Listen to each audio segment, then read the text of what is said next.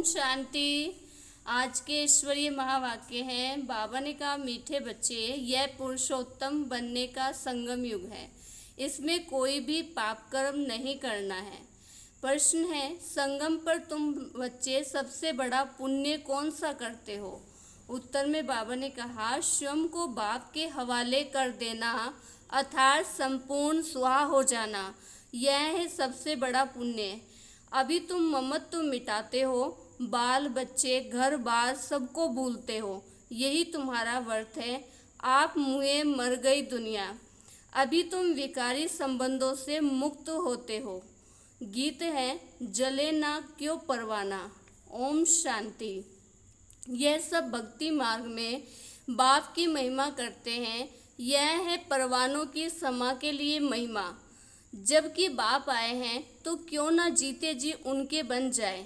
जीते जी कहाँ ही उनको जाता है जो एडॉप्ट करते हैं। पहले तुम आसुरी परिवार के थे, अब तुम ईश्वरीय परिवार के बने हो। जीते जी ईश्वर ने आकर तुमको एडॉप्ट किया है, जिसको फिर तुम शरणागति कहा जाता है। गाते हैं ना, शरण पड़ी मैं तेरी।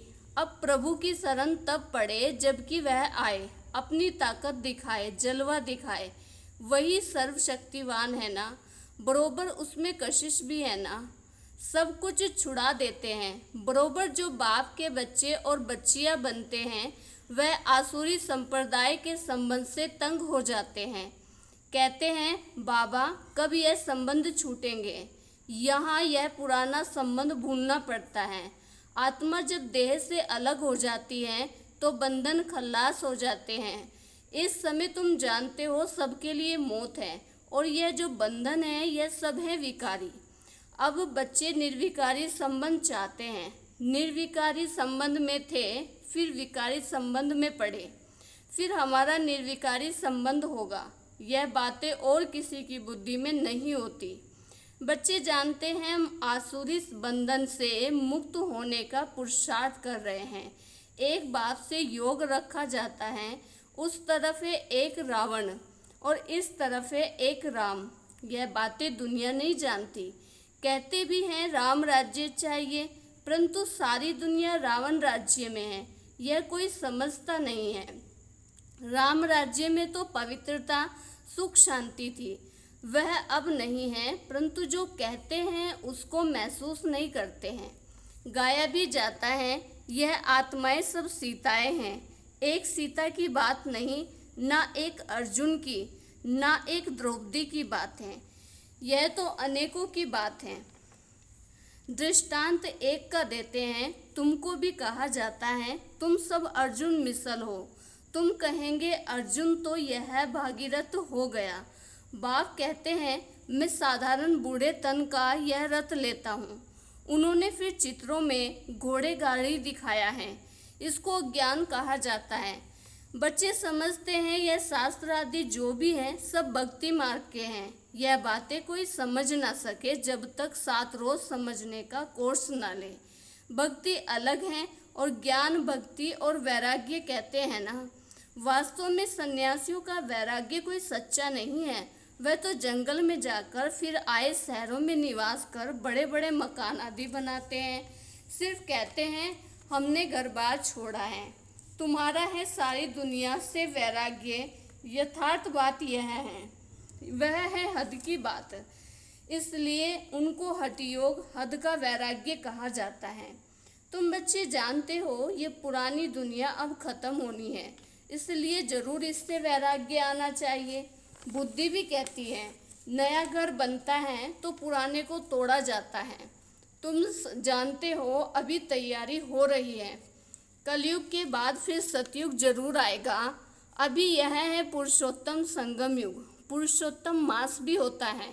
तुम्हारा है पुरुषोत्तम युग। पुरुषोत्तम मास में दान पुण्य आदि करते हैं। तुम इस पुरुषोत्तम युग में सर्वस्व स्वाहा कर लेते हो। जानते हो ये सारी दुनिया ही स्वाहा होनी है, तो सारी दुनिया का सर्वस्व स्वाहा होने के पहले हम अपने को क्यों ना स्वाहा करें। इसका तुमको कितना ना पुण्य मिलेगा। वह है हद का पुरुषोत्तम मास, और यह तो बेहद की बात है। पुरुषोत्तम मास में बहुत कथाएं सुनते हैं, व्रत नियम रखते हैं। तुम्हारा तो बड़ा भारी व्रत है। तुम्हारे भल बाल बच्चे घरबार आदि सब हैं, परंतु दिल से ममत्व मिट गया है। आप मुए मर गई दुनिया। तुम जानते हो यह सब खत्म हो जाएंगे। हम बाप के बने हैं पुरुषोत्तम बनने के लिए। सर्व पुरुषों में उत्तम अर्थात मनुष्यों में उत्तम पुरुष या लक्ष्मी नारायण सामने खड़े हैं। इनसे उत्तम कोई भी मनुष्य नहीं हो सकता। लक्ष्मी नारायण विश्व के मालिक थे। तुम आए हो ऐसा पुरुषोत्तम बनने। सभी मनुष्य मात्र सद्गति को पाते हैं। मनुष्य की आत्मा पुरुषोत्तम बन जाती है तो फिर उनके रहने का स्थान भी ऐसा उत्तम होना चाहिए। जैसे प्रेसिडेंट सबसे ऊंच पद पर हैं तो उनको रहने के लिए राष्ट्रपति भवन मिला है। कितना बड़ा महल बगीचा आदि है। यह हुई यहाँ की बात। राम राज्य को तो तुम जानते हो। तुम सतयुगी पुरुषोत्तम बनते हो, फिर यह कलयुगी पुरुषोत्तम रहेंगे नहीं। सतयुगी पुरुषोत्तम बनने के लिए तो पुरुषार्थ कर रहे हो। तुम जानते हो हमारे महल कैसे बने हुए होंगे। कल राम राज्य होगा, तुम राम राज्य में पुरुषोत्तम होंगे। तुम चैलेंज करते हो कि हम रावण राज्य को बदल राम राज्य स्थापन करेंगे। अब चैलेंज किया है तो एक दो को पुरुषोत्तम बनाना है भविष्य 21 जन्मों के लिए। देवताओं की महिमा गाते हैं सर्वगुण संपन्न, अहिंसा परमो देवी देवता धर्म। तुम जानते हो और कोई मनुष्य नहीं जानते। तुम दूसरे जन्म में पुरुषोत्तम बनेंगे, फिर इस रावण राज्य का कोई नहीं रहेगा। अभी तुमको सारा ज्ञान है, अब रावण राज्य ही खत्म होना है। आजकल को तो समय का भी कोई भरोसा नहीं है।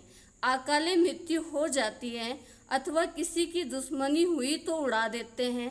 तुमको तो कोई उड़ा ना सके। तुम अविनाशी पुरुषोत्तम हो, यह है विनाशी। तो बाबा ने कहा रावण राज्य में इनको तुम्हारे देव्य राज्य का पता नहीं है।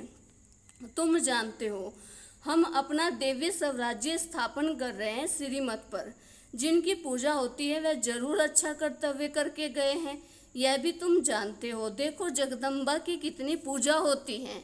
अब यह है ज्ञान ज्ञानेश्वरी। तुम हो जगत अम्बा की बच्चियाँ हो, ज्ञान ज्ञानेश्वरी अर्थात राज राजेश्वरी। दोनों में उत्तम कौन? ज्ञान ज्ञानेश्वरी के पास जाकर अनेक प्रकार की मनोकामनाएं सुनाते हैं, अनेक चीज़ें मांगते हैं। जगदम्बा के मंदिर और लक्ष्मी नारायण के मंदिर में तो बहुत फर्क है। और जगदम्बा का मंदिर बहुत छोटा है, छोटी जगह में भीड़ मनुष्य पसंद करते हैं। श्रीनाथ के मंदिर में भी बहुत भीड़ होती है। बाबा ने कहा कपड़े का सोटा लगाते रहते हैं हटाने के लिए। कलकत्ते में काली का मंदिर कितना छोटा है, अंदर बहुत तेल और पानी रहता है। अंदर बड़ी खबरदारी से जाना पड़ता है, बहुत भीड़ रहती है। लक्ष्मी नारायण का मंदिर तो बहुत बड़ा होता है। जगदम्बा का छोटा क्यों? गरीब है ना, तो मंदिर भी गरीबों का है। वह साहूकार हैं तो मंदिर भी कब मेला नहीं लगता है। जगदम्बा के मंदिर पर बहुत मेले लगते हैं, बाहर से बहुत लोग आते हैं। महालक्ष्मी का मंदिर भी है, यह भी तुम जानते हो। इनमें लक्ष्मी भी है तो नारायण भी है। उनसे सिर्फ धन मांगते हैं क्योंकि वह धनवान बनी है ना। यहाँ तो है अविनाशी ज्ञान रत्न। धन के लिए लक्ष्मी के पास जाते हैं, बाकी अनेक आशाएं रख जगदम्बा के पास जाते हैं। तुम जगत अम्बा के बच्चे हो, सबकी मनोकामनाएं 21 जन्मों के लिए तुम पूरी करते हो। एक ही महामंत्र से सब मनोकामनाएं 21 जन्मों के लिए पूरी हो रही हैं। दूसरे जो भी मंत्र आदि देते हैं उनमें अर्थ कुछ भी नहीं है। बात समझाते या मंत्र भी तुमको क्यों देते हैं? क्योंकि तुम पतित हो ना, मामे कम याद करेंगे तभी तो पावन बनेंगे। यह सिवाय बाप की आत्माओं को कोई कह न सके। इससे सिद्ध होता है यह सहज राजयोग एक ही बात सिखलाते हैं, मंत्र भी वही देते हैं। 5000 वर्ष पहले भी मंत्र दिया था, यह स्मृति आई है। अभी तुम सम्मुख बैठे हो, क्राइस्ट होकर गया, फिर उनका बाइबल पढ़ते रहते हैं। वह क्या करके गए? धर्म की स्थापना करके गए। तुम जानते हो शिव बाबा क्या करके गए, कृष्ण क्या करके गए। कृष्ण तो सतयुग का प्रिंस था, जो ही फिर नारायण बना, फिर पुनर्जन्म लेते आए हैं। शिव बाबा भी कुछ करके गए हैं, तब तो उनकी इतनी पूजा आदि होती है। अभी तुम जानते हो राजयोग सीख कर गए हैं, भारत को स्वर्ग बनाकर गए हैं। जिस स्वर्ग का पहला नंबर मालिक खुद नहीं बने, वह तो श्री कृष्ण बना। जरूर कृष्ण की आत्मा को पढ़ाया, तुम समझ गए हो। कृष्ण की वंशावली तुम बैठे हो। राजा रानी को माता पिता व अन्नदाता कहते हैं ना। राजस्थान में भी राजा को अन्नदाता कहा जाता है। राजाओं की कितनी महिमा होती है। आगे सब शिकायतें राजा के पास आती थी, दरबार लगती थी। कोई भूल करते थे तो बहुत पछताते थे। आजकल तो जेल बर्ड्स बहुत हैं, घड़ी घड़ी जेल में जाते हैं। अभी तुम बच्चों को गर्भ जेल में नहीं जाना है, तुमको तो गर्भ महल में आना है। इसलिए बाबा को याद करो तो विक्रम विनाश होंगे, फिर कब गर्भ जेल में नहीं जाएंगे। वहाँ पाप होता ही नहीं है, सब गर्भ महल में रहते हैं। सिर्फ कम पुरुषार्थ के कारण कम पद पाते हैं। उच्च पद वालों को सुख भी बहुत रहता है। यहाँ तो सिर्फ 5 वर्ष के लिए गवर्नर प्रेसिडेंट मुकर्रर करते हैं। तुम समझा भी सकते हो कि भारत ही दिव्य राजस्थान था। अभी तो ना राजस्थान है और ना राजा रानी है। आगे कोई गवर्नमेंट को पैसा देते थे तो महाराजा महारानी का टाइटल मिल जाता था। यहाँ तुम्हारा तो है, यहाँ तुम्हारी तो है पढ़ाई। राजा रानी कब पढ़ाई से नहीं बनते हैं, तुम्हारी एम ऑब्जेक्ट है। इस पढ़ाई से तुम विश्व का महाराजा महारानी बनते हो, राजा रानी भी नहीं।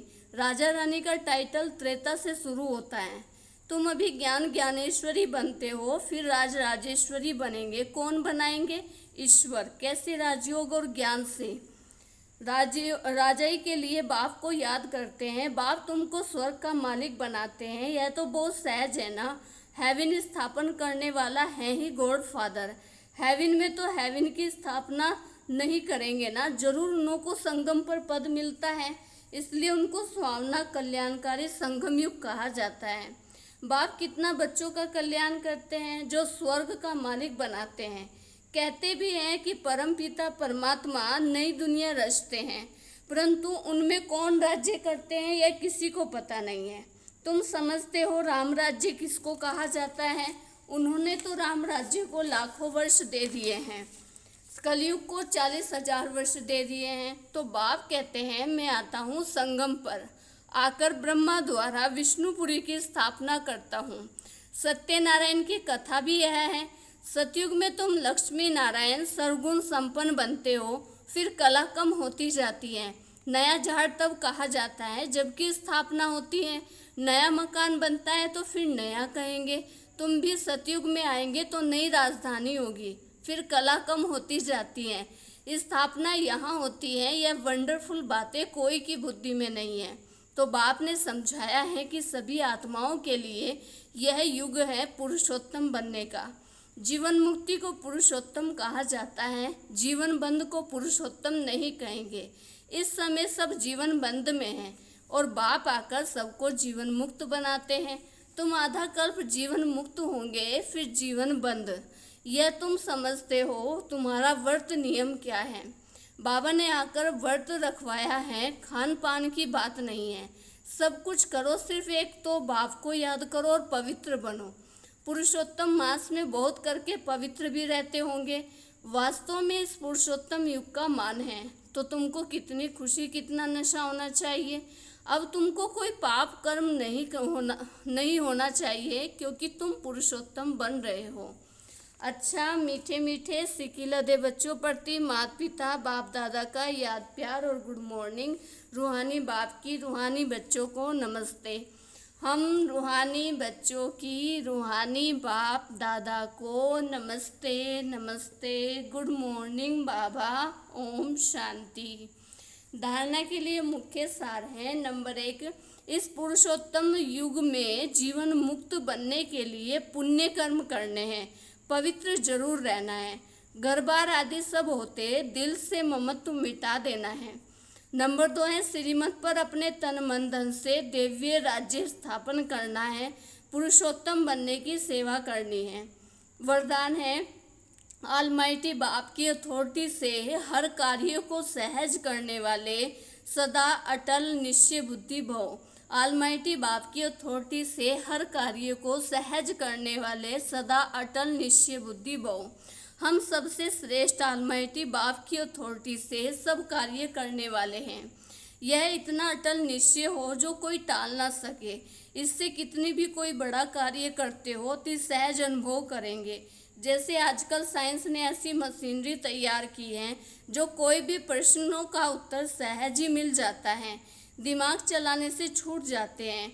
ऐसे ऑलमाइटी अथॉरिटी को सामने रखेंगे तो सब प्रश्नों का उत्तर सहज मिल जाएगा और सहज मार्ग की अनुभूति होगी।